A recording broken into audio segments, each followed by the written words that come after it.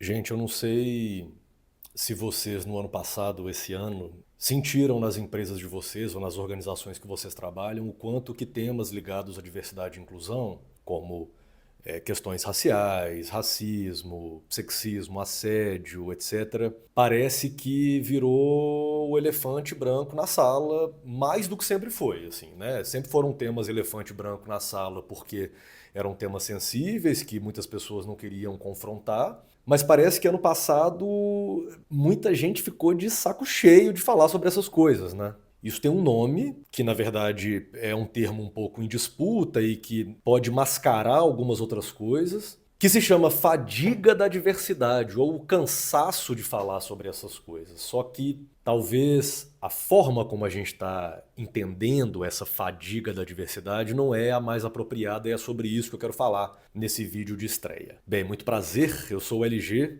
sou pesquisador em ciências sociais e consultor para organizações sobre desigualdades e inclusão no mercado de trabalho.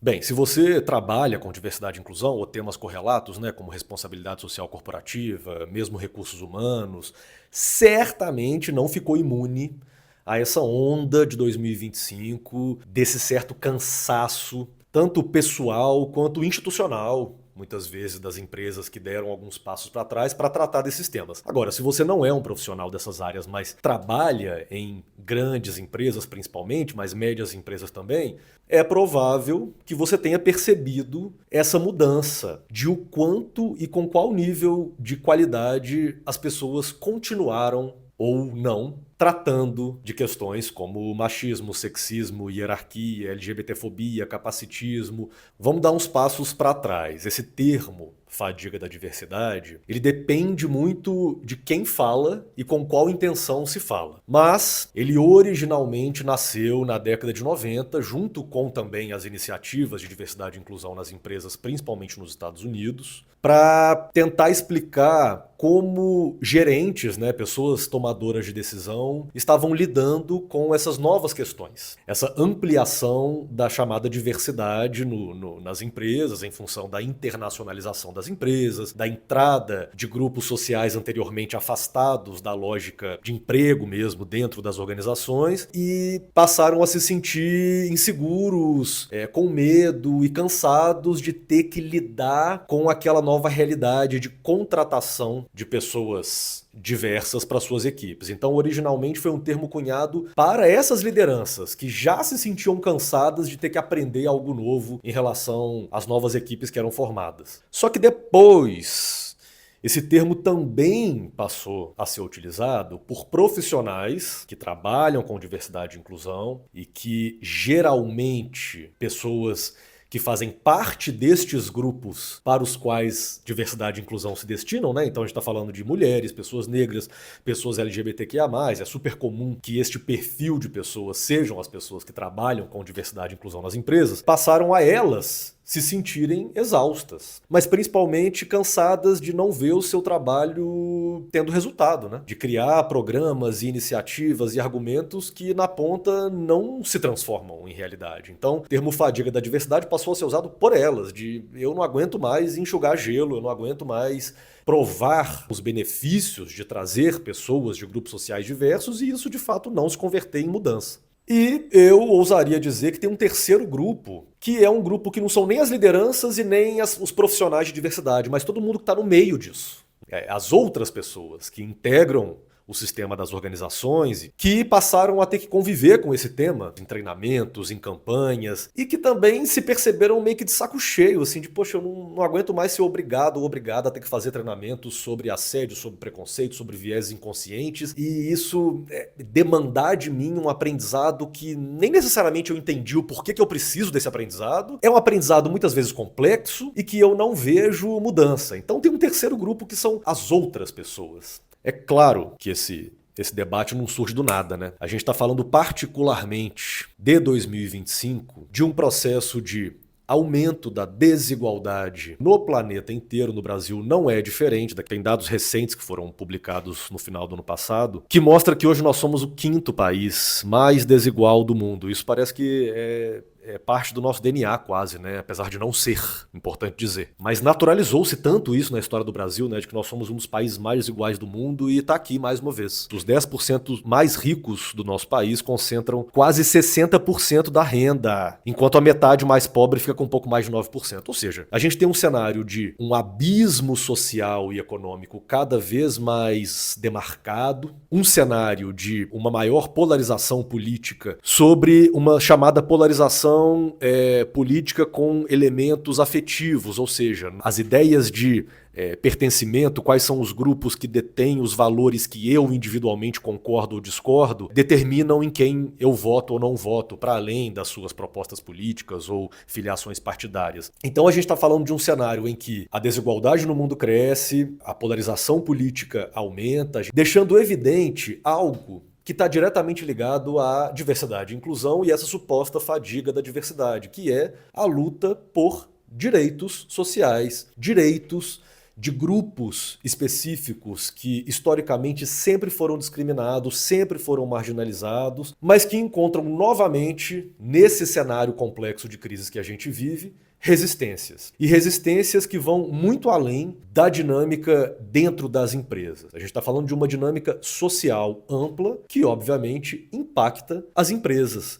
Tem muita gente dizendo, conversando sobre isso, né? Quem trabalha com diversidade e inclusão tem sentido na pele a dificuldade para que essas conversas continuem. Então, primeiro, é muito importante que a gente olhe para um fenômeno específico da indústria da diversidade e inclusão, certo? Porque é importante entender que esse tema, diversidade e inclusão, gerou um mercado nele mesmo. A gente tem consultorias, consultores autônomos auxiliando empresas, novas vagas de emprego nas empresas para profissionais de diversidade e inclusão que passam a se formar em instituições que também passam a oferecer pós-graduações, cursos específicos sobre isso. Então você tem um boom nessa década de 2020 de um mercado de diversidade e inclusão atuando para essa pauta. Só que o que acontece quando a gente tem um mercado novo que cresce rapidamente e com pouca produção acadêmica, científica e principalmente pouco lastro, né? Quando a gente pensa em diversidade e inclusão, a gente está falando de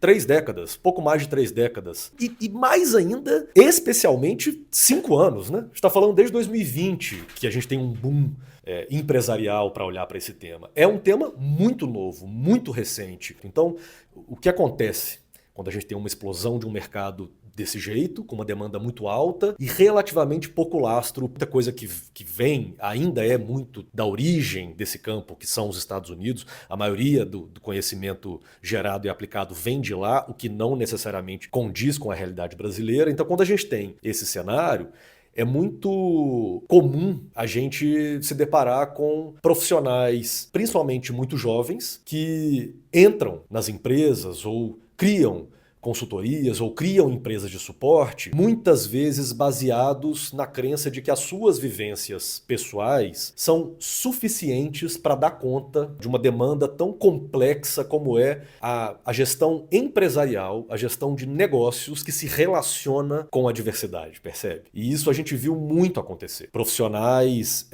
negros e negras, mulheres, pessoas com deficiência, pessoas LGBTQIA+, sofrendo nas empresas porque as suas vivências pessoais não deram conta de aspectos de ordem técnica, muitas vezes ligada à gestão de administração, à gestão de pessoas, à gestão das relações interpessoais, à gestão de influência, de comunicação e feedback, de organização de projetos, de priorização, enfim, uma série de questões ligadas à dinâmica empresarial que muitas vezes faltava para alguns desses profissionais. Essa é uma das frentes que pode explicar esse certo cansaço, principalmente quando a gente pensa em lideranças e naquele grupo das outras pessoas que trabalham nas empresas, né? Quantas pessoas, quantos profissionais a gente vê treinando outros profissionais sobre questões de ordem de psicologia social, de neurociência comportamental, e nunca tiveram contato com essas disciplinas ou aprenderam sobre isso de forma superficial e passaram adiante questões complexas, profundas, de forma rasa e gerando um ciclo, assim, de descredibilidade e, por fim, de um cansaço, muitas vezes também. Um segundo ponto, claro, pode estar relacionado à própria abordagem. Afinal de contas, a gente sabe, eu sou um homem negro, gay, que passei ao longo desses meus anos todos. Já passei alguns perrengues, né, assim, de treinar lideranças prioritariamente ou 100% brancas e heterossexuais, enfim, que pode acabar gerando pequenos episódios de microagressão, pequenos episódios que não são todas as pessoas que estão dispostas ou mesmo preparadas emocionalmente para lidar com esses conflitos que são naturais a uma pauta como essa. E aí, o que a gente também viu é que alguns desses profissionais talvez tenham ido com abordagens de aprendizado como imposições. E muitas vezes, quando você é obrigado ou obrigada a aprender algo que é difícil para você, inclusive, que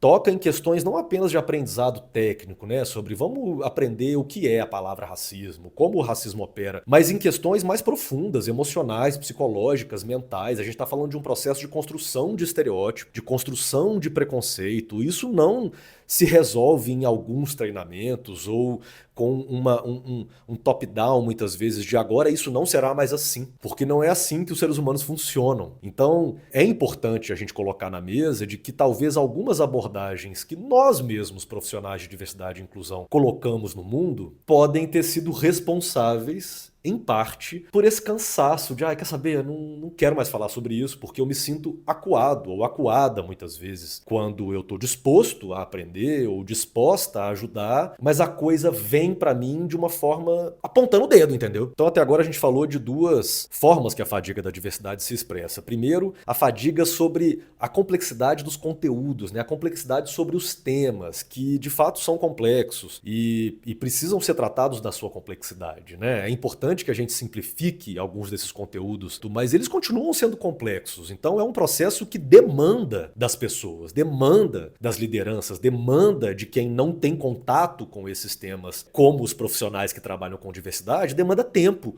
demanda cognição, demanda cachola, demanda atenção, demanda memória, demanda prática. E a fadiga pode ter a ver com isso, complexidade desses temas. O segundo é que ela pode ter a ver com a abordagem ou a forma como profissionais que trabalham com diversidade e inclusão trouxeram esses temas para dentro das instituições. Então, essa ideia da imposição, da obrigação versus do real engajamento, da real puxada das pessoas para dentro do problema. E isso me dá o gancho para o terceiro ponto, que é tão importante quanto esses dois, mas é um contraponto a eles. Todas as vezes, isso é a história da humanidade, que há avanços em determinados direitos de determinados grupos que historicamente compõem a base que sustenta a dinâmica capitalista das empresas, etc., há uma resistência.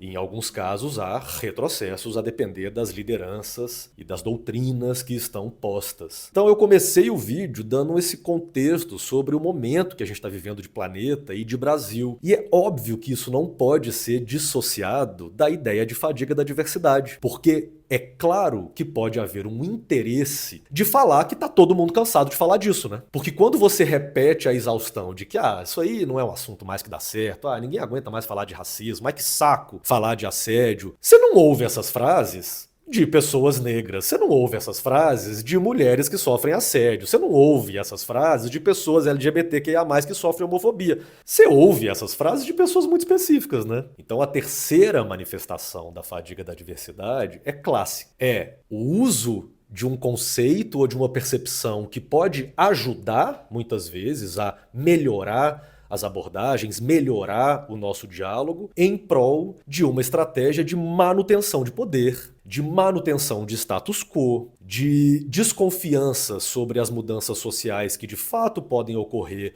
quando a gente começa a incluir grupos que antes não eram incluídos na academia, nos governos e nas empresas. Então, assim, de uma forma ou de outra, há pessoas e há empresas fazendo alguns retrocessos porque de alguma forma se cansaram desse tema. Eu não acredito que essas pessoas se cansaram desse tema. Acredito que elas se cansaram da forma como esses temas foram trazidos para elas, da forma como essas cobranças foram enfaticamente duras nesses últimos anos, e eu consigo compreender perfeitamente a dureza de onde elas vêm. É muito ruim, para dizer o mínimo e ser simplista, viver uma vida vida sofrendo discriminação e preconceito, e de repente quando você encontra uma oportunidade e aquilo parece que agora o mundo vai mudar e a gente tem a chance de transformar e aquilo também não acontece, todo mundo fica meio cansado a respeito disso. Então o que eu proponho é que a gente olhe para esses sinais que surgiram da origem da fadiga da diversidade para avaliar como isso está sendo usado estrategicamente por aquelas pessoas que, na verdade, estão, nossa, ainda bem que agora está se falando disso, porque que bom, não preciso mais falar. Que são pessoas que talvez em empresas e instituições nunca estiveram realmente compradas com essa ideia. E aí não porque elas não estavam entendendo o conteúdo complexo, mas porque elas não querem mudar. E aí, nesse sentido, não tem fadiga da diversidade nenhuma. Assim, é só mais um termo que, assim como vários outros, vai ser cooptado por algumas instituições e algumas lideranças que querem manter o status quo para, mais uma vez, afastar essa história. E aí, qual que é a solução? Não sei. Mas o que eu proponho com esse vídeo, o que a gente tem proposto na Ecos, é que nós repensemos profissionais que trabalham com inclusão nas organizações, independente de qual área você é, a nossa abordagem. Como estes temas que não são novos, né? A gente está falando de justiça, de garantia de direitos trabalhistas, de garantia de direitos sociais, de inclusão de grupos historicamente marginalizados, de igualdade social. São temas para além dos microtemas trabalhados em diversidade. São temas que podem perfeitamente integrar modelos de governança, políticas internas organizacionais, independente das iniciativas com as quais a gente se acostumou a fazer diversidade e inclusão. Treinamentos, campanhas. Dá para a gente repensar como garantir e como evoluir conceitos de responsabilidade social corporativa ou mesmo de diversidade e inclusão para um passo que de fato seja institucionalizado nos nossos governos, nossas empresas, nossas escolas. Agora, como fazer isso na prática? Eu convido você, profissional que trabalha com a área, a continuar esse diálogo, a seguir os próximos conteúdos que eu vou colocar aqui no canal e também a seguir as minhas redes e as redes da Ecos, Centro de Estudos sobre Gestão da Inclusão, em que a gente tem feito essa proposta e essa provocação, falei a palavra, de pensar qual o futuro da gestão da diversidade e inclusão.